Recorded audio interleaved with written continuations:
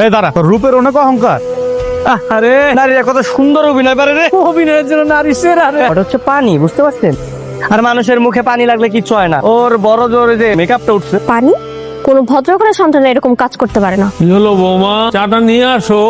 চা খাওয়া ছাড়া আপনার কি আর কোনো কাজ আছে? রাগ করো না বৌমা। এই চা খেয়ে আপনি আজকে সারাদিন থাকবেন। আমি আপনাকে কোনো খাবার দাবার দিতে পারবো না। আপু, আপনি এটা কি করলেন? কি করলেন আপনি এটা? আপনি আমার এত শখের কেনা কাপটা আপনি ভেঙে ফেলছেন। আচ্ছা আপনি কি মনে করেন নিজের আপনার সমস্যাটা কি? তোকে দেখতে পাই না তো। অন্ধ অন্ধ অন্ধ করে না আমার জীবনটাকে জাহান্নাম করে ফেলছেন আপনি। থাক না আপা, আর কিছু বুঝিস না। আঙ্কেল ভাইয়ের সাথে শুভ্র, তার মানে কি রে? আপু এই ছেলের নাম শুভ্র না? ওর নামই শুভ্র। তোকে বলেছিলাম না তোর দুলা ভাইয়ের ছোট ভাই ওকে বেয়াদবি করার কারণে বাড়ি থেকে তাড়িয়ে দিয়েছে। অপদার্থ অকর্মা একটা, নিজের অন্ধ বাবাকে অত্যাচারী ভাবির কাছে রেখে আসতে লজ্জা করে না? এভাবে যে ঘুরে বেড়াচ্ছ। কিন্তু তুমি একদম চুপ। আজ থেকে যেন এসব আড্ডাবাজি না দিতে দেখি। আজকে থেকে কাজ করবা। তোমার অসুস্থ বাবা কি খাচ্ছে না খাচ্ছে খোঁজ খবর নাও তুমি। তোমার কি লজ্জা হয় না? যদি আমাকে সত্যি সত্যি ভালোবেসে থাকো আজকে থেকে কাজ করবা। ও তো ঠিকই বলছে, তুই যে রাগ করে আসছিস তারপরে কি আর বাসায় গেছিলি? তুই তো ভাবিরে চিনিস না, কেমন দরজাল একটা মানুষ। আর তোর ভাই তো কখনো খোঁজ খবর রাখেনি তোর অন্ধ বাবার। অন্তত সেই দিকটা বিবেচনা করে তোর তো খোঁজ খবর রাখা উচিত। তুই ঠিক বলছিস। বৌমা, একটা পাতলা কাঁথা থাকলে নিয়ে এসো তো।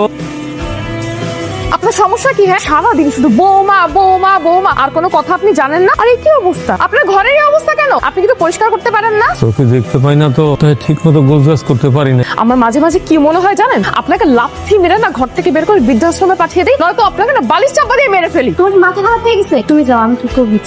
আমি কি আমার বাবারে নিয়ে যাবো? না, নিয়ে যাই খাও। আমার নিজেরও তো থাকার জায়গা না। আমার একটা কিছু করতে হবে। তুই কাঁদতেছিস কেন? আমার না অনেক কষ্ট লাগছে, মনটা চাইছে আমি আমি আমি কিছু একটা করে ফেলো, কিন্তু আমার নিজের পায়ের নিচে তো মাটি নাই। আমি আমার বাপের নিয়ে এসে কি খাও? আমি নিজেই তো খাইতে পারি না, রাস্তায় রাস্তায় ঘুরি। আমার কিছু একটা করতে হবে, রিক্সা চালানো, যা করা লাগে আমি তাই করবো। আচ্ছা শোন, আমার একটা মামাতো ভাইয়ের দোকান আছে, আমার ভাইয়ের সাথে কথা বলে দেবো, দরকার হলে তোর একটা ব্যবস্থা করে দেবো। ভাইয়া, তুমি তুমি এখানে কি কর? আর এটা কার দোকান? এটা তো আমার বন্ধুর মামার দোকান, এখানে চাকরি নিলাম। আজকে থেকে তুমি আমাকে এখানে পাবো। আমি তো তোমাকে দেখে একদম অবাক হয়ে যাচ্ছি। শুভ, তোমার বাবার কষ্ট চোখে দেখা যায় না। তুমি ভালো কিছু করে তোমার বাবাকে ওখান থেকে নিয়ে আসো। আচ্ছা, তোমাকে একটা প্রশ্ন করি।